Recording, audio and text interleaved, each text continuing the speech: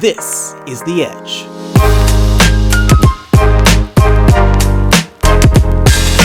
Hosted by award-winning golf broadcaster Scott Walker. With Andy Walker, a four-time national champion and the head golf coach at VCU. And now, Scott Walker. So this is another week I get to spend with my brother from another. He is Andy Walker.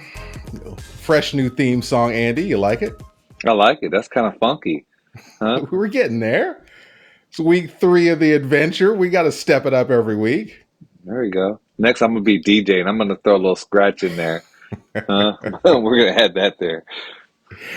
Hey, so what's new? What stands out for you this week? I know there's a lot of talk, and we'll get to talk to Cockerill in a few minutes about the LPGA Tour, but most specifically Nelly Korda.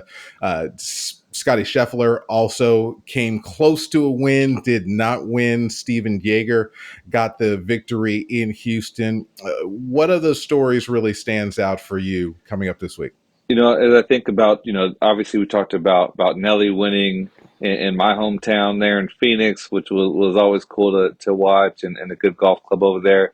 But we think about it, Steven finally broke through, right? I think everyone kind of knew it was coming. He's a winner. He's been a great player for a long time, had a great college career, ran the tables at UT Chattanooga, ran the tables on the Korn Ferry Tour and, for a long time and broke through. But, is this week going to be remembered more for Steven Jaeger winning or for Scottie Scheffler losing that golf tournament? I mean, the putts on Friday, the miss from a foot and a half matters, but that 5-footer at Memorial, not an easy putt. There's a little bit more slope on that putt than you think. I mean, I remember being there for the Mac Champ Invitational a couple of years ago, and that 18th green has a lot of subtlety on it. All that said, I think he thought he was going to make it. I think everyone else thought he was going to make it, and he didn't. Will there be scar tissue? And that's what we got to think about going into the Masters. The Masters, Augusta National is not the easiest place to putt. And so, you're putting defensive a lot. It looked like a very defensive stroke that he made on 18. It didn't look like a very confident stroke. He wasn't trying to knock the back of the hole out. I mean, the ball kind of barely got to the hole as it died off. Everyone wants to make him the next one. And people start talking about some of the years that Tiger had and the great year that VJ had when he was running the tables and winning a lot.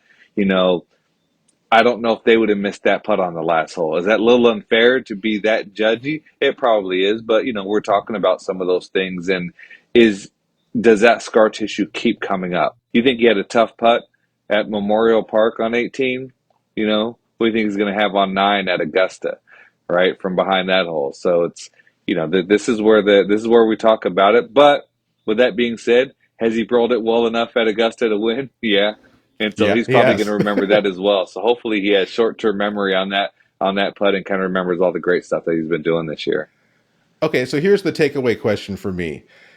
As a player, you need to know your strengths. You need to be aware of your weaknesses. What's the difference between being aware of what you don't do as well and being obsessed with it? Well, I think he realizes he's not the number one putter in the world. He's the number one player in the world.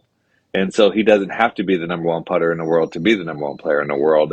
And so, at the end of the day, he missed a putt. He's made more putts this year than he's missed, even though it looks like he hasn't really putted well. But he knows who he is. He's the best ball striker in the world. And right now, the way he's hitting it, he's going to have so many more looks at that. I tell everyone all the time, you don't have to be a great putter to win on the PGA Tour. And I get some pushback sometimes. You can ball strike your way to victories. It's hard to only putt your way to victories. And so you're going to do that every now and then. Putting's going to keep you in contention. Putting's going to tell you how low you can shoot. But, to win golf tournaments, you're going to have to hit it good, and especially the lengths that they're playing these golf courses and the distances, how they're setting them up and the pin placements and the conditions. I think his ball striking is going to overcome everything else. Well, we're going to hear a little bit more about another great ball striker. Nelly Korda has won her last 3 starts on the LPGA Tour. We'll talk to Kay Cockerill about Nelly Korda's game and her own game for the former 2-time U.S. Women's Amateur Champion. All that comes up next here on The Edge. Get the full Edge experience on the web. Visit us and claim your free membership at theedge.show.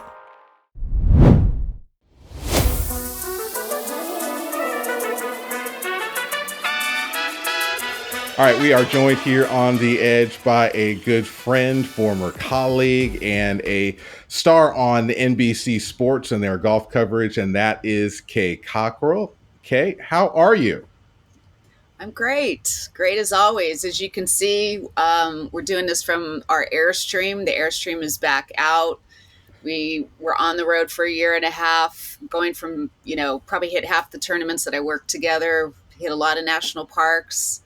And we brought it back out for this Southwest swing. I had 3 events in a row in LA, Phoenix, and Vegas. Then we're going to hit Death Valley on the back end and do a little hiking in the Eastern Sierras before heading back to San Francisco. Okay, I got to get later. We'll talk about how you spend 18 months in an Airstream. But I do want to talk specifically about the phenomenon that is Nelly Korda right now. You were there in Arizona when she won the Ford Championship last week. What are you seeing from her that's allowed her to win these 3 stars for her in a row? I think I'm seeing a very physically strong and healthy Nelly Korda combined with incredible mental strength and determination. Because not only did she win last week in just brutal conditions, but also broke through and won in LA the week before at Palos Verdes with 35-mile-an-hour winds, cold conditions. So 2 weeks back to back with less than ideal conditions, and I think her ball striking strength really carried her through, as well as, like I said, just the focus and the determination. I mean, she's not just a great long ball hitter. She has a beautiful wedge game. She's an amazing chipper, and her putting is good. I mean, putting with all players is that sort of intangible that comes and goes, but when her putting is decent to above average, then she's going to be in the mix. You talk about her ball striking and how she's swinging it. It's incredible. It's so athletic and in sync. A couple years ago, I had a chance to play a couple holes with her at Morgan Pressel's event in Boca, and Jason Gore and I got paired with her for a few holes, and we get to a par 3, and it's like 203, slightly into the wind off the left, and I pulled out a 5-iron. And she pulled out a 5-iron, so I went and pulled out a 6-iron, and I kind of wanted to hit the little chippy 4, but I just couldn't do it. And I'm sitting there going, "Can she really, as smooth as she swings, get it?" And she flighted one in there so much, and I was like, at that time, I said she's going to be hard to beat when she figures it out. Just if she can ball strike it that good, from these distances, I mean, she's going to just kill it, and we're seeing that now. I think she's found a really good coach in Jamie Mulligan, who you may know.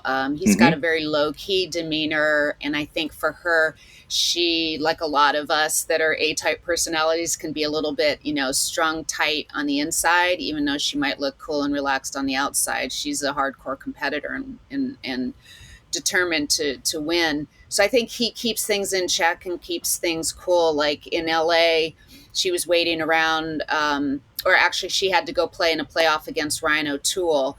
And I asked Jamie, I said, "What did you say to her, before the playoff?" And he's like, "I let her vent. She was upset because she bogeyed 2 out of the last 3 holes."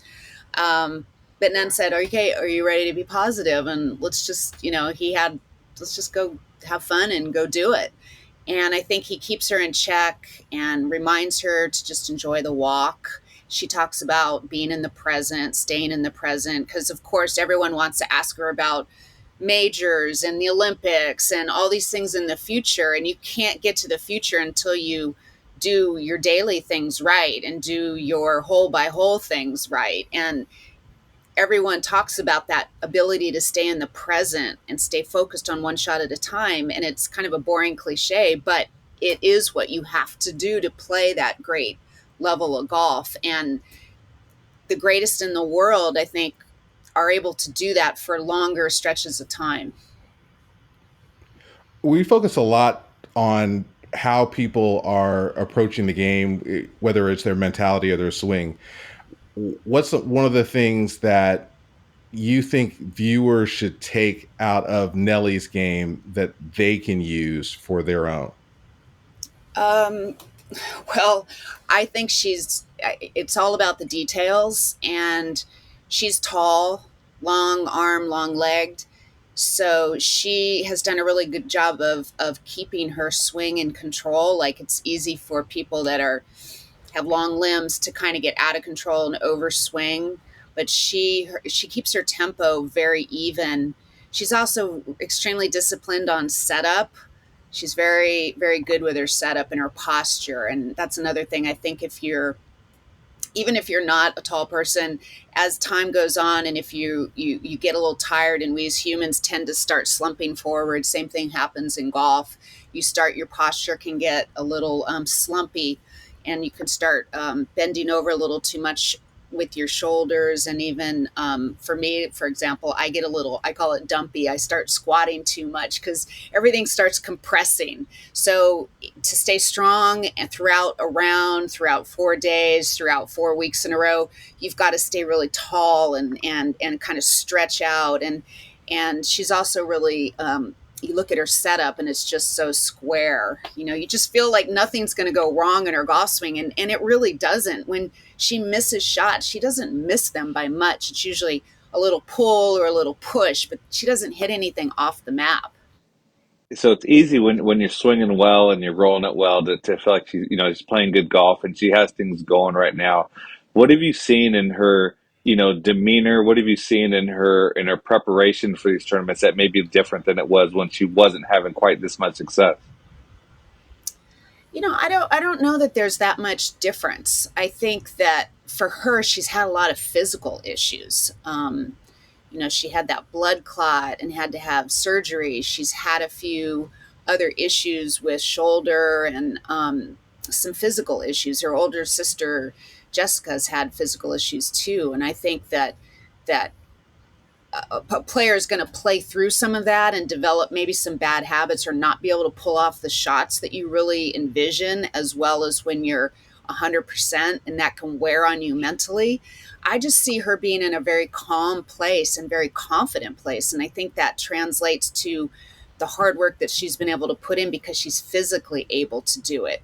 And I don't care how talented you are, you still have to put in the reps, right? And you still have to have the quality practice to give you that confidence to bring it to the table. And she had 7.5 weeks off before she won in LA. She took 3 weeks off entirely with her going to with her family to Prague.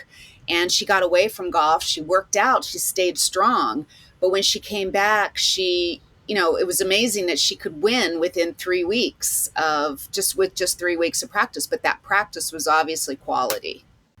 But doesn't that get to the mental side of just saying sometimes you just need to want to love playing again? Yes. Yeah, definitely. And she talked about that time away. I think it came at a good timing at the end of the year, having played, pretty strongly through CME and into the end of the season.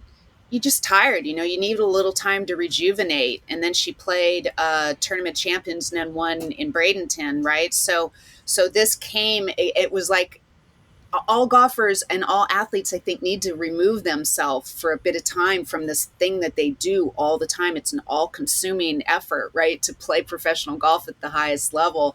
So to actually give yourself, your mind and body, a little break, she said was a really good rejuvenation for her. And she loves to play. I think that's really key too. She loves the game. She loves competing.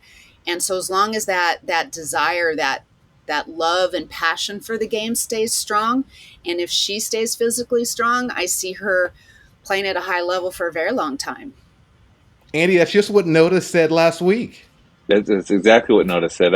I did the opposite. Remember my first year playing by.com, I played the first 18 weeks straight, right? Like a clown out there just playing every week because you're playing good at early and you want to keep it going, and then you start struggling. You feel like you had to play my way back into playing well when, the best thing would be just to take a week or two off and just relax and, kind of reset.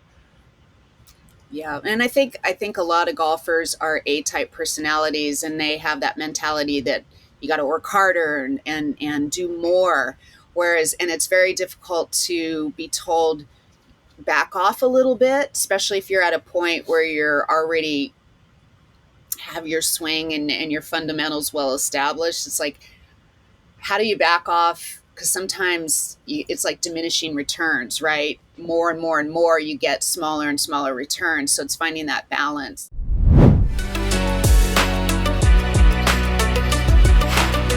For more of Annie's instruction and insights on the game, sign up for free on the website at theedge.show. Let's go back in time, because look, Kay Cockerill, just for you guys to know, was a player of that caliber. Two-time U.S. women's amateur champion, should say, 86 and 87. What did it feel like for you when you went through a period, 12 months between those championships, when no one beat you? What was that feeling like? Well, match play in the U.S. Amateur Championship is such a unique week. You play so much golf. You play 2 rounds of stroke play, and then you essentially play 7 rounds more of match play. And so a lot has to go right. You face different opponents. The course is different every day, and it's really a challenge to get from start to finish in that championship. For me, I was that old mindset of let's just take it one day at a time. Let's qualify for match play. Let's okay, who's my first match? Let's just take it from there. And lo and behold, all of a sudden you're in the finals. Like, how did I get there? And there's only 2 of you on the practice tee warming up that day when you started with, 150 players. And so I don't know, the first year that I won it was definitely kind of a surprise. It was my first big win. I'd won college tournaments, but I hadn't won anything at a national level. And then the second year, I think my confidence was growing, and I had a real belief in myself. And when I got to the USM in Rhode Island, I'd won it the first time in Pasatiempo, so I went coast to coast. I felt like when I was at this defending, I didn't feel pressured to defend because I already had a U.S. Women's Amateur Championship. It was more like, hey, let's see how deep I can go. And I also kind of was so confident, I felt like I was 2 up on the first tee. So, it was just probably, if I could bubble how I felt mentally, my confidence, and physically where my game was at, if I could have bottled all that up and taken it with me to when I turned pro, I would have done a lot better as a professional. I love it, because when you talked about your game, you didn't talk about any swing positions, right? You didn't talk about, angles of attack. You talked about confidence, right? You talked about feeling mentally like you were 2 up on the first tee, and so many people go to everything else wanting to know exactly, like, how were you swinging it, and how'd you feel here and there, and you didn't mention those things one time, and everyone gets so caught up in the mechanics of the game and the biomechanics of what's going on, where your 15th club was your confidence, right, and how you believe going into those. Well, and I think the big advantage at Pasatiempo, I grew up 20 minutes from there, so I knew the golf course very well. It wasn't my home course, but I played it a lot, and I played it even more leading up to the Women's Amateur. So I knew those greens so well, and I knew the strategy of how to play that golf course, and if you got into trouble, where to bail yourself out and where to position yourself to have the best chance at making par or even a bogey. Because, Andy, like, you could make a great bogey and maybe you eventually lose the hole, but you're signaling to your opponent that I'm in on this hole and I'm not giving up, and you have to earn the win. And I never 3-putt that entire week. Of course, you get concessions. At Pasatiempo, you never 3-putted? No. Wow. So I had an advantage. I love those greens. I was good on those greens. I was putting them well. And that's really where I beat everybody, was on the putting surface. Perfect. So let's talk about your golf swing a little bit. We saw some video. You look like you're still playing for a living. I mean, the swing is awesome right now, right? I mean, I don't know if that's translating into the scores you want to shoot, but in the video, you look like about a +8 right now, and you look like you're in tournament form. But working on your move, right? What's the focus? It looks like you're doing a little bit of practice right now. We have a really good director of golf at Olympic Club, Richard Sheridan. I really enjoy working with him. I like him as a person, and I actually set up lessons periodically, not a ton, but at least at the beginning of the year, so I have something to work on. If I'm going to play, I want to have one or two things to work on and at least get my body working in the right way and get out of bad habits. Isn't the goal to swing as most efficiently, simply, and in a way that doesn't hurt your body? And that's all I say to Richard. I don't want anything too terribly technical. He and even Matt Kilgariff, who was the director of instruction before Richard, before he went down south to San Diego area, it was kind of like just keeping it as simple as possible. And I have some bad habits where I kind of open the face and take it outside and up and then reroute down around. And there's a lot of manipulation, a lot of timing, a lot of syncing things up that comes into play. So we're trying to get myself where it's more just simple, bigger muscle body rotation, and get my body rotating better instead of loading over onto the right side and then having to kind of slide back through. It's like more of a better rotation, and kind of taking the hands out of it and squaring up and sort of hitting with the big muscles and not trying to correct and flip with the hands. And I still have a little flip in that movement, but that I keep trying to get rid of. But that requires a lot more practice, and I'm really not willing to practice a lot. So I kind of have to deal with it as best I can. And you know, when you're sort of in the middle of, you got a little your old habits and you're kind of incorporating the good stuff, sometimes you get stuck in no man's land, and that's not an easy place to play from. Well, you guys have both had some injuries. You got, in fact, Andy, which Achilles did you do? Right. Did you rupture your Achilles? Yes, about a year and a half ago. Me too. How'd you do it? Right or left? My right. Yeah, right. Mine was playing basketball. Pickleball. Pretty much everyone's doing it, playing basketball or pickleball. And so... Yeah, you know what? We're not 20-something anymore. No, nowhere near it. So did you guys have to make accommodations to your swing? No, actually, I don't feel like the Achilles is really an issue with the golf swing for me too much. Thankfully, I rehabbed pretty well, and I got myself out hiking. You know, you go on some 8-10 mile hikes with a couple 1,000 feet of elevation change, that will get your feet and your calf and everything working.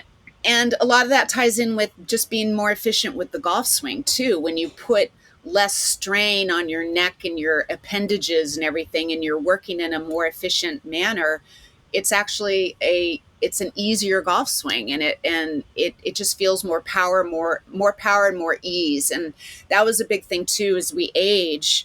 You know, I'm getting into coming upon 60 very soon.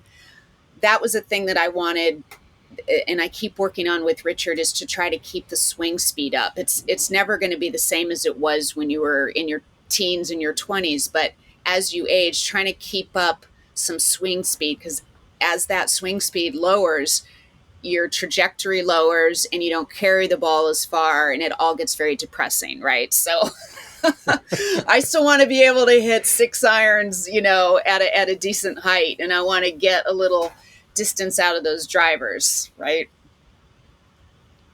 I played with the boys yesterday. I don't play much with them, and I felt so good.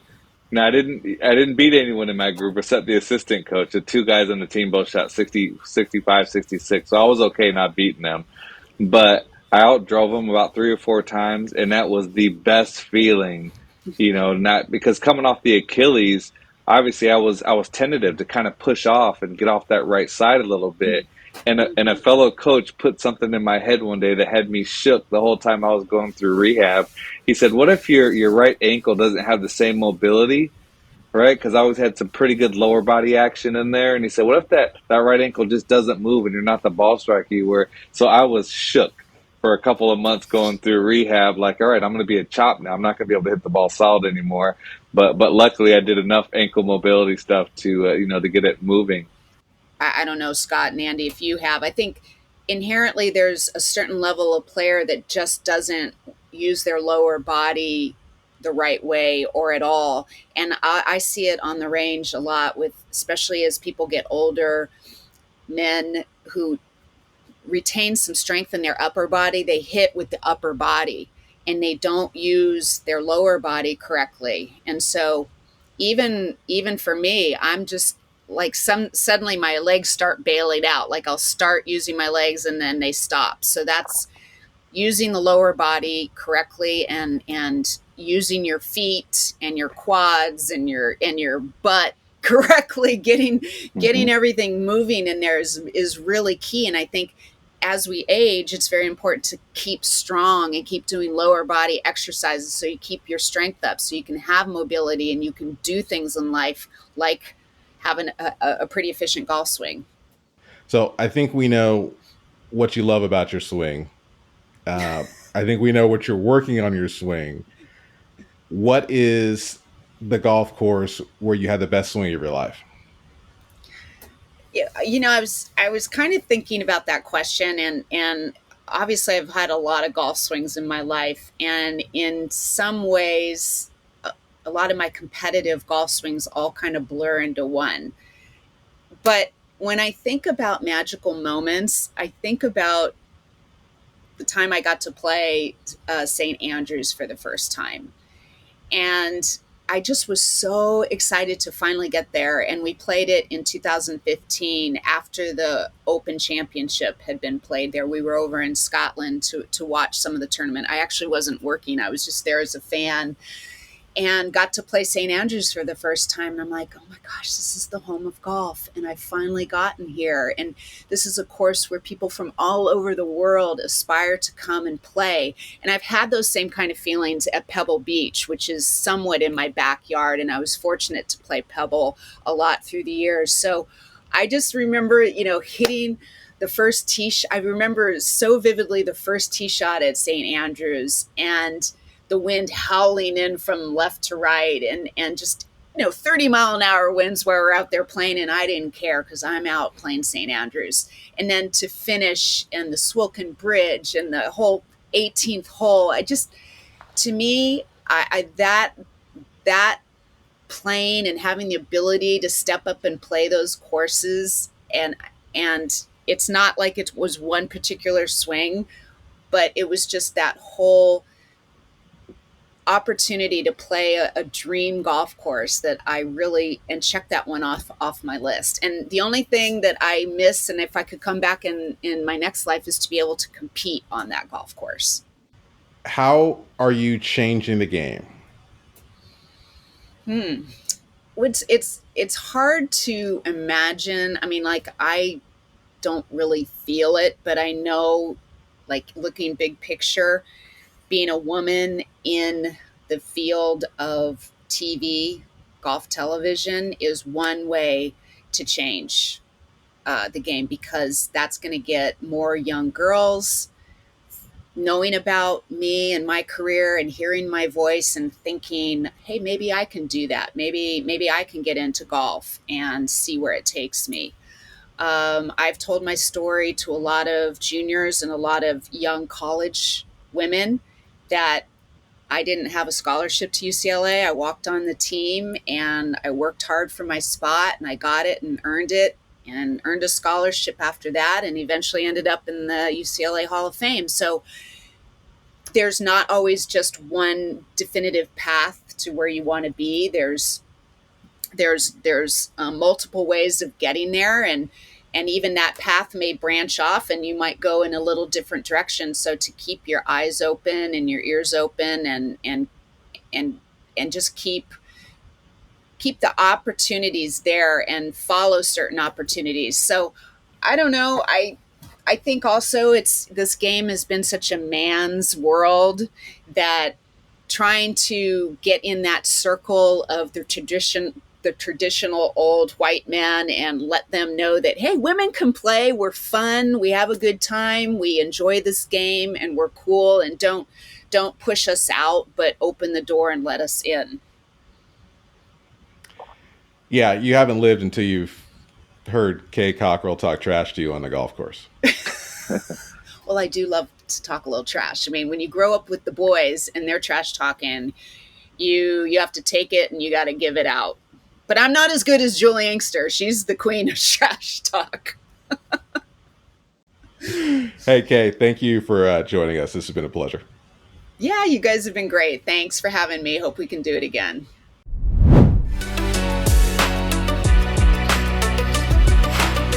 For more of Annie's instruction and insights on the game, sign up for free on the website at theedge.show.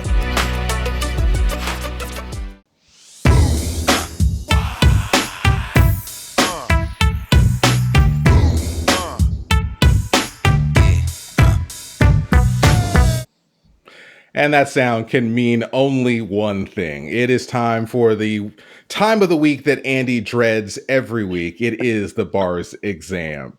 This week, Andy, we have a New York City MC.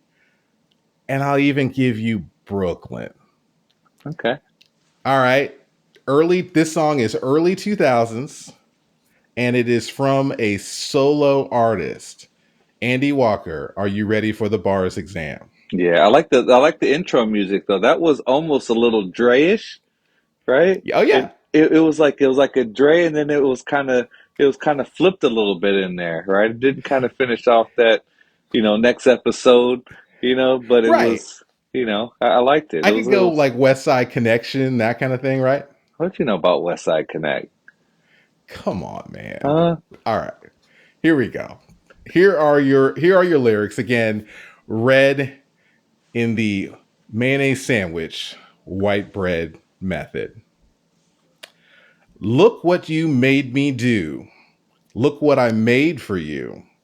Knew if I paid my dues, how well they pay you. When you first come in the game, they try to play you. Then you drop a couple of hits. Look how they wave to you. From Marcy to Madison Square, Andy Walker.